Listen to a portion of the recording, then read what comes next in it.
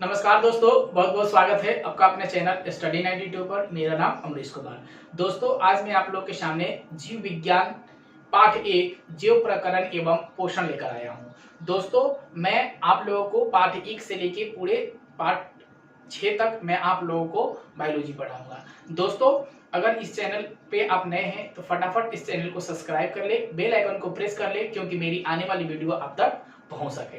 तो चलिए दोस्तों, सबसे पहले हम जानते हैं कि जीव प्रकरण क्या होता है और पोषण क्या होता है। दोस्तों, हम इसमें 2 क्वेश्चन बन के आता है कि जीव प्रकरण और पोषण क्या होता है। तो दोस्तों, हम जानते हैं कि जीव प्रकरण क्या होता है, तो वे सारी क्रियाएं जिनके द्वारा जीवों का अनुरक्षण होता है उसे जीव प्रकरण कहते हैं। दोस्तों, फिर मैं बता दूं आप लोगों को कि जीव प्रकरण किसे कहते हैं, कि वे सारी क्रियाएं जिनके द्वारा जीवों का अनुसरण होता है उसे जीव प्रकरण कहते हैं। तो दोस्तों, जीव प्रकरण तो हमने समझ लिया, लेकिन जीव प्रकरण से पहले मुझे कुछ बातों को ध्यान रखना है। तो जानते हैं सबसे पहले कि जीव प्रकरण में सबसे पहले सजीव और निर्जीव के बारे में जानेंगे दोस्तों, कि सजीव और निर्जीव क्या होता है। तो दोस्तों, आप जानते हैं कि सजीव क्या होता है और निर्जीव क्या होता है, क्योंकि हम लोगों ने क्लास 8वीं से ही सजीव और निर्जीव के बारे में जाना है। तो दोस्तों, सजीव क्या होता है, तो सजीव मनुष्य, पेड़ पौधे, जानवर, चिड़िया, कीड़े मकोड़े, मेढक जो होते हैं क्या होते हैं,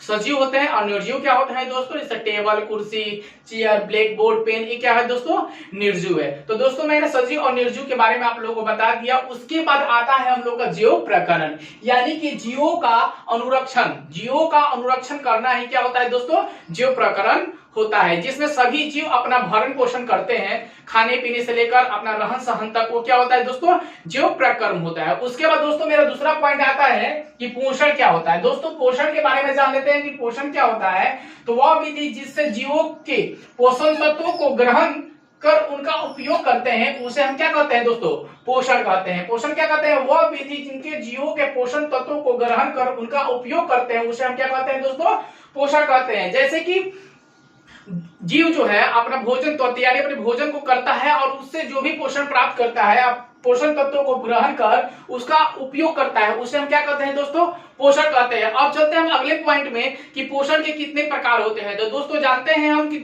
पोषण के कितने प्रकार होते हैं। तो पोषण के मुख्यतः 4 प्रकार होते हैं, लेकिन बिहार बोर्ड के भारतीय भवन जो है यानी टेक्स्ट बुक है उसमें पोषण के 5 प्रकार कर दिए हैं। जैसे उसमें एक और जोड़ दिया, मेंशन किया है दोस्तों, प्राणी श्रम पोषण।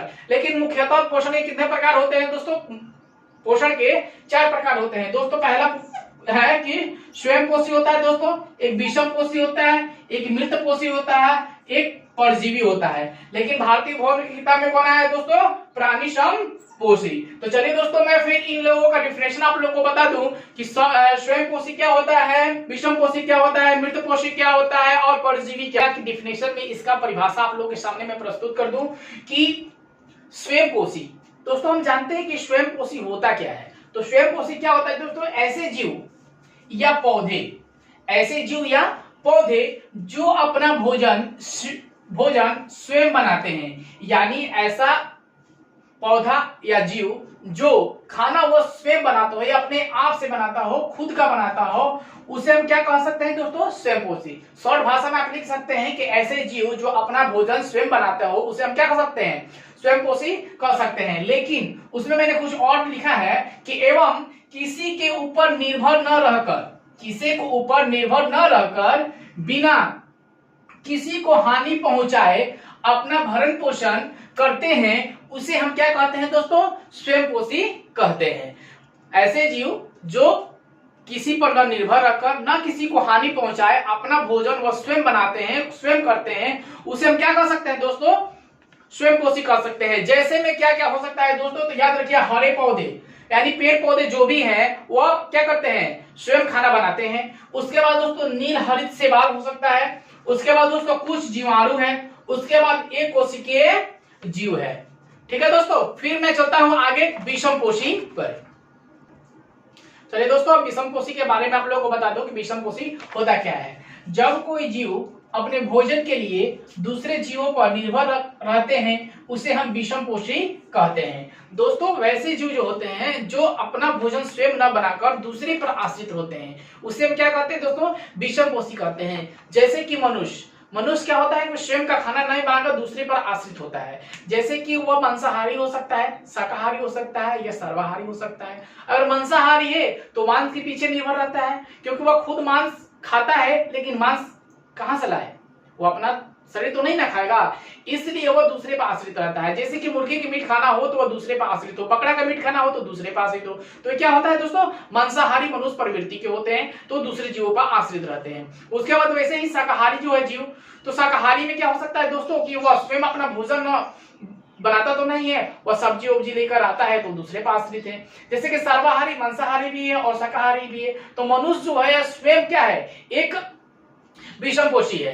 ठीक है दोस्तों, उसके बाद हम चलते हैं कि आगे में जैसे में हम आपको क्या बता सकते हैं। तो दोस्तों में आगे जैसे में है कि इनमें क्लोरोफिल नहीं होते हैं, इनमें दोस्तों क्लोरोफिल नहीं होते हैं, प्रकाश संश्लेषण की क्रिया नहीं होती है। तो दोस्तों आप समझ लीजिए कि इसमें क्लोरोफिल नहीं होता है और प्रकाश संश्लेषण की क्रिया नहीं होती है। क्यों? क्योंकि क्लोरोफिल इसलिए नहीं होता है कि हरे पेड़ पौधे जो है उसमें क्लोरोफिल होता है, और हरे पेड़ पौधे नहीं होते हैं जो सूखे घास हो जाते हैं उसमें क्लोरोफिल की मात्रा कम हो जाती है और प्रकाश संश्लेषण भी वो नहीं दे पाता है। तो विषमपोषी की यह सबसे महत्वपूर्ण क्या है। तीसरा जो है डिफिनेशन आप लोगों के सामने में बता दूं कि मृतपोषी क्या होता है। दोस्तों मृतपोषी क्या होता है, इसका डिफिनेशन है कि वैसे जीव जो मरी हुई जीवों से, वैसी जीव जो मरी हुई जीवों से अपना भोजन प्राप्त करते हैं उसे मृतजीवी कहते हैं। दोस्तों वैसे जीव जो मरी हुई भोजन जीवों से अपना भोजन प्राप्त करे उसे हम मृतजीवी यानी मृतपोषी या मृतजीवी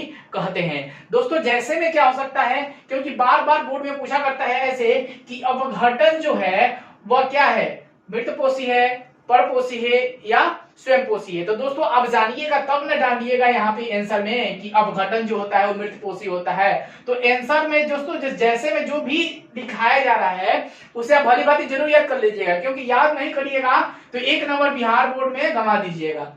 तो अच्छा अंक लाना हो तो पूरे डिफिनेशन सहित जैसे से लेकर याद करिएगा ताकि आप अच्छा अंक ला सके। तो चलिए दोस्तों मैं बता दूं कि अपघटन होता है, बैक्टीरिया जो है, मशरूम है और जीवाणु जो है वो क्या है, मृतपोषी के उदाहरण है। ठीक है दोस्तों, चलिए दोस्तों परजीवी का मैं डिफिनेशन और जैसे मैं बता दूं आप लोगों को कि क्या होता है। वे जीव जो अपना भोजन अन्य जीवों के शरीर के बाहर अथवा भीतर रहकर भोजन प्राप्त करते हैं उसे हम क्या कहते हैं दोस्तों, परजीवी कहते हैं। दोस्तों वैसे जीव जो बाहर या भीतर रहकर अपना भोजन बनाते हैं या खाते हैं उसे हम क्या कह सकते हैं दोस्तों, परजीवी कहते हैं। जैसे में दोस्तों क्या हो सकता है कि खटमल हो सकता है, मच्छर हो सकता है और अमरबेल होता है कि जो अपना भोजन बाहर अथवा भीतर रहकर अपना भोजन क्या करता है, प्राप्त कर लेता है, उसे हम क्या कहते हैं, परपोषी कहते हैं। जैसे में दोस्तों खटमल है, मच्छर है और अमरबेल।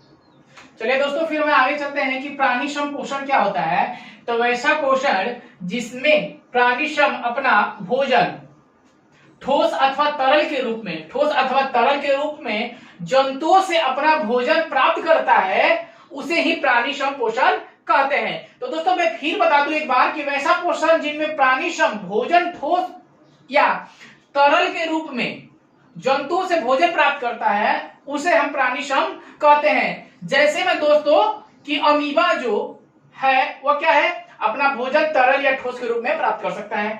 उसके बाद मेढक हुआ, उसके बाद दोस्तों मनुष्य हुआ। मैंने 3 जैसे में रखा है, इसे जरूर याद कर लीजिए कि अमीबा, मेढक और मनुष्य। तो चलिए दोस्तों ये बहुत ज्यादा इंपॉर्टेंट है क्योंकि बार बार बोर्ड में यह प्रश्न पूछा जा चुका है कि स्वयं पोषण क्रिया के सारांश को लिखें। तो दोस्तों आप याद रखिएगा कि सारांश लिखने की कोई आवश्यकता नहीं है कि सारांश आप लिखिए ही, तो सारांश लिखने की जरूरत नहीं है। आप स्वयं एक चित्र बनाइएगा और चित्र बनाकर जो मैंने सारांश लिखा है उसे ही लिख दीजिएगा, बोर्ड में जरूर 4 नंबर मिल जाएंगे आपको। तो चलिए दोस्तों हम सबसे पहले चलते हैं कि हम सबसे पहले क्या बनाएंगे, एक पत्ता बना लेंगे। उसमें सबसे पहले लिखेंगे क्या, क्लोरोफिल। क्या दोस्तों लिखेंगे, सबसे पहले क्लोरोफिल लिखेंगे, प्लस में लिखेंगे जल, जल के बाद प्लस में लिखेंगे ग्लूकोज, ग्लूकोज के बाद दोस्तों लिखेंगे हम ऑक्सीजन। दोस्तों याद रखिएगा सबसे पहले लिखेंगे क्लोरोफिल, उसके बाद जल, उसके बाद ग्लूकोज, उसके बाद दोस्तों क्या लिखेंगे हम ऑक्सीजन लिखेंगे। अब सबसे पहले जान लेते हैं कि क्लोरोफिल कहां से प्राप्त होता है। तो दोस्तों याद रखिएगा, क्लोरोफिल वायु से CO2 यानी कार्बन डाइऑक्साइड प्राप्त करता है। ठीक है दोस्तों, क्लियर हो गए कि क्लोरोफिल कहां से प्राप्त होता है। तो वायु से CO2 यानी कार्बन डाइऑक्साइड प्राप्त होता है। और जान लें कि वायुमंडल में कार्बन डाइऑक्साइड की मात्रा कितना है। तो दोस्तों 0.03% जो है वो वायुमंडल में कार्बन डाइऑक्साइड की मात्रा है। बार बार बोर्ड में पूछा करता है। उसके बाद दोस्तों मेरा है जल। जल कहां से प्राप्त करते हैं हम दोस्तों, पौधा। तो मिट्टी से अवशोषण द्वारा जल को प्राप्त करता है पौधा।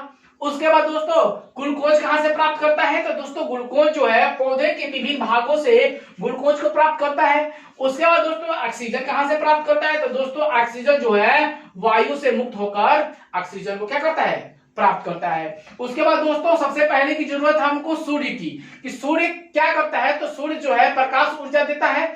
उसके बाद प्रकाश ऊर्जा देने के बाद मिट्टी के अवशोषण करने के बाद पत्ता को यानी पौधे को क्या देता है, जल देता है। उसके बाद दोस्तों वायु से कार्बन डाइऑक्साइड करके पौधे को क्या देता है, तो क्लोरोफिल देता है। उसके बाद दोस्तों ग्लूकोज कहां से देता है। तो पौधे के विभिन्न भागों से तैयार करके पौधे को क्या देता है, ग्लूकोज देता है। उसके बाद पौधे में ऑक्सीजन की आवश्यकता कहां से पड़ती है। तो वायु से मुक्त कर उन्हें क्या देता है, ऑक्सीजन देता है। तो चलिए दोस्तों मैं वीडियो को यहीं पे समाप्त करता हूं। समाप्त करने से पहले एक बात समझ लीजिए दोस्तों, अगर मेरी वीडियो लाइक दे देने से मेरा मनोबल बढ़ा रहेगा। चलिए दोस्तों फिर मैं नेक्स्ट डे आप लोगों के सामने मिलता हूं पौधों में पोषण और प्रकाश संश्लेषण से। थैंक यू दोस्त।